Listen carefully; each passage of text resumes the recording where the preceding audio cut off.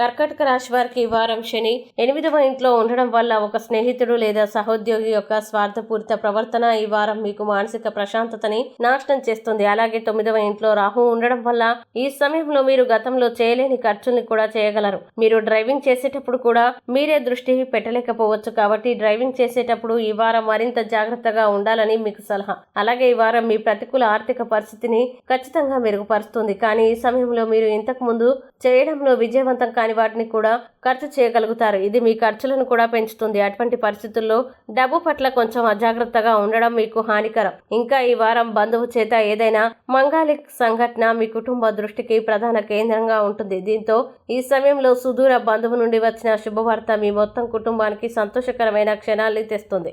అలాగే ఈ వారం నిపుణులకి మంచిది. అలాగే ఈ సమయంలో చాలా గ్రహాలు ఉన్నందున మీరు గొప్ప పరిశీలన మరియు విశ్లేషణాత్మక నైపుణ్యాల్ని పొందుతారు. ఇక కర్కాటక రాశి వారు ఈ వారం చేయాల్సిన పరిహారాలు గనుక చూసినట్లయితే ప్రతిరోజు దుర్గా చాలీస జపించండి, మంచి శుభ ఫలితాల్ని పొందుతారు. అలాగే ఈ వారం కర్కాటక రాశి వారికి అనుకూల తేదీలు గనుక చూసినట్లయితే వీరికి 18వ తేదీ చాలా మంచి రోజు. ఈ తేదీలో ఏ పని ప్రారంభించినా సరే మంచిది. వీడియోని